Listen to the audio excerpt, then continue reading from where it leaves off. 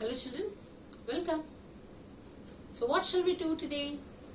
Shall we start a new lesson with the 5th unit? So your 5th unit has got a humorous story which is really very funny, and as soon as we end up, you really burst out into laughter. For that, I'm damn sure. So before introducing the name of the lesson, I just would like to show you a picture. That's my own drawing. So try to look at that and guess what could be the name of the lesson today. Shall I show you? Yes, please look at this and start guessing. Is the picture clear, children? It's my drawing. How is it? Good? Can you see 3 things there? Now start guessing. So what could be the name of the lesson which has got something to do with all the 3 things there? One thing you might have seen that it's a mirror. Another one is a doctor. Stethoscope is representing the doctor, right? Another one is a snake. So a mirror, a doctor and a stethoscope. So what could be the relation among all these 3? Can you guess the name of the lesson? Mirror, doctor, snake, snake, mirror, doctor, doctor, mirror, snake. What could be that? Yes, most of you might have already read the story before because it's a very popular humorous story. So the story is nothing but the snake and the mirror, and that is originally written by Vijaya Muhammad Bashir, who is a Malayali, who is a Keralite. He's from Kerala and he has written this in Malayalam. As we have got the lesson in our English language and literature, so it is translated by Abdullah into English. So please take down this and make a note of it in your running notes, and also have your ebook with you, children. So the name of the lesson is The Snake and the Mirror, which is originally written by Vijaya Muhammad Bashir in Malayalam, and it is translated by Abdullah into English. Definitely you will see one of the questions for the extract based oral. Whenever you write your CBT, this is 1 mark question. Definitely you will see name of the lesson and the author. Is everybody clear? I think all of you might have taken it down. That's good.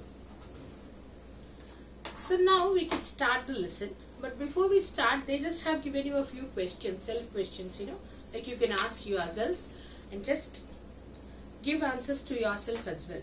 First thing they're asking, page number 56, children, please get ready. Do you like to look at yourself in the mirror? What do you think about at such times? Have you ever seen a dog, a cat or a bird look into a mirror? What do you think it says? So there are many questions, children. First question, they say that, do you really like to look at your own image by using the mirror? And what thoughts come to your mind when you look at your own image? And have you ever seen a cat or a dog or your pet bird looking at its own image in the mirror? And why would they look at their own images? So many questions. First question is, do you all really like to look at your own images using the mirror, children? I like to see. How about you? Yes, all of us in fact, because it's a human tendency. Because when we have decided to just step out of the house, we just definitely look at our own attire. How are we going to present ourselves in front of somebody? As we are all social beings, one must dress up properly. So at least minding that, we would like to look into the mirror. That's nothing but, mirror is a tool which we use it for the self-grooming. Self-grooming is the way we want to beautify ourselves. Right, children? So that's fine. And as soon as you look at your own image, what comes to your mind? Maybe you will have thoughts how to make much more like beautification to be done, whereas you can see yourself much more handsome or beautiful. Or else you would like to change your hairstyle. Many of these kind of things, right, children, usually. So as we are all human beings, so we will have these kind of thoughts. But when it comes to the animals, because they're asking you another question, that have you ever seen a dog or a cat or a bird looking into their own images? And what would they really think about while they look at their own images? Will there be something in their own mind? Try to guess. Maybe yes, maybe not, we do not know. So our story has got to do something this way, where a snake would like to look at its own image by using the mirror. Is it not interesting, children, and funny as well? It's sounding to be so funny.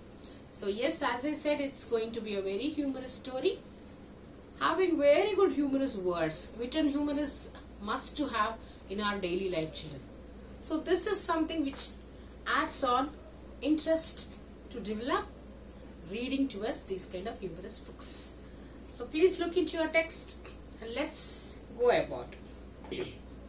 Here the narrator is talking to his friends. Narrator is none other than the doctor himself. The doctor, one of the most important characters of the story. So the doctor, he himself is a narrator, and he is having a good chat or a talk with his friends. Let's see what does he say. So doctor is saying, has a snake ever coiled itself around any part of your body? A full-blooded cobra. All of us felt silent. So look at the first sentence which he spoke to his friends. He's asking them whether any time they had experienced a fully blooded cobra coiling any of the body parts of them. Is it not sounding to be so terrible? Maybe very frightening also. So he's asking, have you ever seen a snake which is coiling, twisting around the body part? It twists, as you all know, whenever a snake would like to take over any of the body parts, it would coil it. Coiling is nothing but winding, looping, or twisting, you can call any of the things. Then all the friends, as soon as they heard this question from the narrator, then they were all just astonished. They were all so surprised to listen to such question, because why would anybody experience this kind of dreadful thing? Coiling. Right now I'm sitting in front of you all, talking to you all, and would I see any of the snakes coiling to my hand? Oh my God, unimaginable, yeah.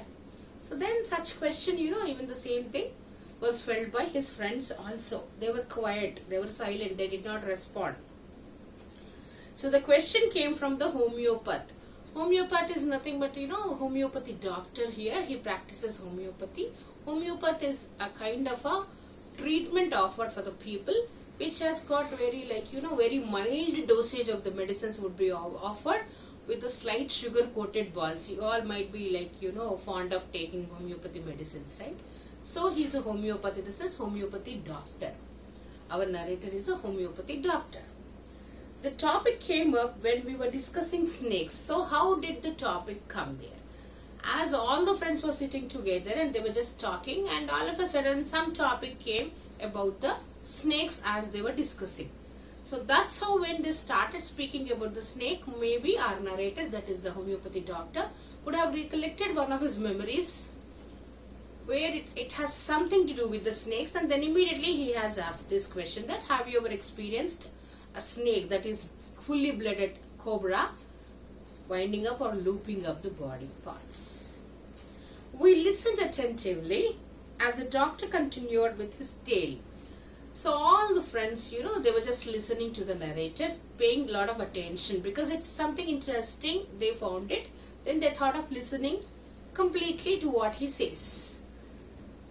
And they were just calling it as a tale. Tale is nothing but a story, children, because they were not in a position to believe what he said. Then they were thinking that maybe he was just making up a story. Fine, there is nothing wrong in listening to a story. So let him continue. So they were all just waiting quietly without any response, listening to him. Then he continued. Who is continuing? The narrator. Who is the narrator? Is the homeopathy doctor. So he is just continuing. It was a hot summer night, about 10 o'clock. I had my meal at the restaurant and returned to my room. I heard a noise from above. As I opened the door, the sound was a familiar one. One could say that the rats and I shared the room. I took out my box of matches and lighted the kerosene lamp on the table. So he started describing one of his nights. So it was during the summer nights, and it was around 10 o'clock in the very night, and he had finished his meal in a restaurant. So it means that he does not cook at home. He's all alone. So he might be daily visiting the restaurant to have his meal. So he had been to the restaurant to have his meal and he has come back. He has returned to his room. I heard a noise from the above as I opened the door. So as soon as he opened the door of his house, he heard some noise which was familiar to him. Means he's habituated to hear to these kind of sounds maybe.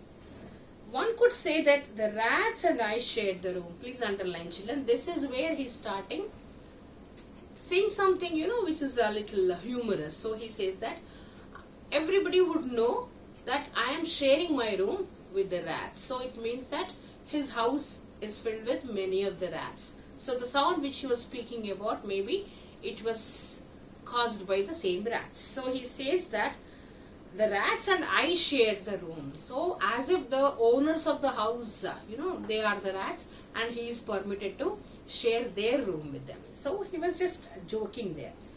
I took out my box of matches, that is matchbox, lighted the kerosene lamp. Kerosene lamp, you all may be knowing, it's called paraffin oil also. So kerosene oil usually, it is used as a fuel for the stoves also. So and even lighting the lamps also. Then what did he do? As soon as he entered into the house, he immediately took up the matchbox and he lighted the kerosene lamp to have some light in the room, which was kept on the table. The house was not electrified, so his house did not have any electric connection. That is the reason why he had to use the kerosene lamp. It was a small rented room. So now they are describing about his own house where he resided in. So it was a rented house. So he was a tenant there. He was not a owner. He was not the owner of the house. He was just residing in a small room. I had just set up medical practice and my earnings were meager. So he had just set up, in the sense he had just started his practice as a homeopathy doctor. And his earnings are meager. Meager in the sense very less, because it's a starting stage of his career as a doctor, homeopathy doctor. So his earnings were very less. That's the reason he has chosen such a house where he did not need to spend more amount.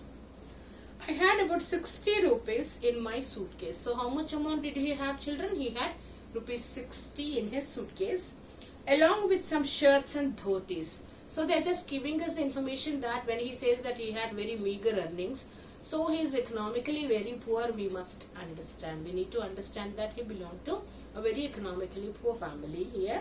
And he says about all his possessions, that what are all the possessions he had. It was only rupees 60 he had with him, and along with some shirts and dhotis. We have already learned that this story is originally written in Malayalam. So Malayalam, the people of Malayalam, the men of Malayalam, Malayalis and Keralites, they wear dhotis, kind of lungi kind of a thing. Like South Indians are very fond of wearing such kind, right? So as the doctor also belonged to the same, then he had packed some shirts and dhotis only in his suitcase along with rupees 60. I also possessed one solitary black coat. Please underline this, children. He said this specific word saying that solitary black coat is one and only specific black colored coat. So he had only one coat. Solitary means all alone, one, which I was then wearing. So every time, always, he wears only that, because he cannot afford to buy another one or a new one. So he had altogether, what are all the things he had, children? One is rupees 60, then a few shirts and few dhotis, and what else? One and only black colored coat he had it. Then I took off my black coat. So as he returned after having his meal in the restaurant, he just started getting into his own casuals, which he usually uses at home before he sleeps. I took off my black coat, white shirt and not so white vest and hung them up. So upon the shirt there is a vest which is usually worn, then upon that there is a coat. Then he started removing all, and he describes his shirt's color as white, and then again immediately he corrects himself, saying that it's not that white, in the sense it is not washed since long. He did not maintain his shirt properly. I opened the two windows in the room. So as soon as he had dressed himself in a casual wear, night wear, then what did he do? He opened the two windows of his room. There are two windows in his room which he had opened, because we all need to remember, children, he was residing and he was describing about what? summer night. So of course there is no maybe air. It was an outer room with one wall facing the open yard. So they're describing another thing, that he had got two windows, they said. No, so that is that his room is facing the outer yard, where if at all he opens the window, there is a chance of having fresh air to let it in. It had a tiled roof with long supporting cables. So usually you see, the hut kind of a thing, like supporting roof, in the sense there won't be any even roof. So you will see two slanting, leftward one and rightward one, this kind of a thing, this shaped one. So there won't be any roof. So his room also is of the same thing. So his roof was slanting, which was taking the support of two beams, and the roof was laid by the tiles. So there is no even roof. It is only like a hut kind of a shape, like it's a pyramid kind of a shape. And it had a tiled roof with long supporting gables that rested on the beam over the wall. There was no ceiling. That's what I said. There was no ceiling. Even ceiling wasn't there. So because it was of this kind of a shape, as only slanting roof was laid, so there was no ceiling there. It wasn't having any even ceiling. There was a regular traffic of rats to and from the beam. So please underline this sentence also, children. He says that already he had introduced when he started himself saying he was sharing his room with the rats also. So rats and himself were residing in the house. So from beam to beam, as the roof, the slanting roof is taking the support of the beams either sides of the walls, as already we have learned. So there is a queue, there is a traffic, he says, because many, mice, like many in number, the rats, they kept moving from here to there, to and fro, from one beam to another beam and another beam to another beam. So they were just going on moving. So he calls that movement as what? Regular traffic of rats. Like usually traffic, the word which we use it on the road when we see many of the vehicles, right, children? So here, as to add on a little humor, he's calling it as a traffic of rats. I made my bed and pulled it close to the wall. I lay down, but I could not sleep. Then he was just getting ready to sleep. He made his bed ready and he thought of just sleeping, but somehow he could not get sleep. Then I got up and went out to the veranda for a little air.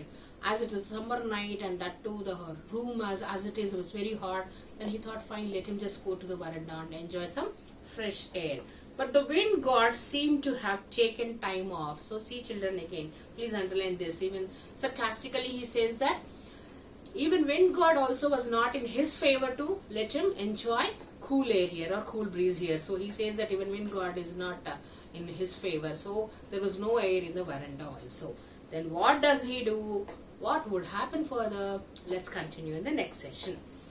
So see, children, I think all of you might have got at least something in your mind, and you could visualize there is a homeopathy doctor having a chat with his friends, and he's just started telling them all about his past experience, where he used to reside in a small room, a rented room, where he started his career as a homeopath, that is homeopathic doctor, whereas his earnings were very meager. And he also described about his positions. What were his positions? One is rupees 60 he had it, and also few shirts in number, then few dhotis, and also specifically they said that he had got one solitary black coat, in the sense only one and only coat he possessed. And whom did he share his room with? With many number of rats, of course. Then it was in a summer, so it was too hot, then he could not sleep, and he thought of enjoying outside air, but he could not even enjoy that. Therein he had come back to his room. So what would happen further? Let's see. So as I have already served you the worksheet, children, of this content, what I taught you, please do attempt all the questions, and let's meet in the next session. This is Vijaya signing off. Bye bye.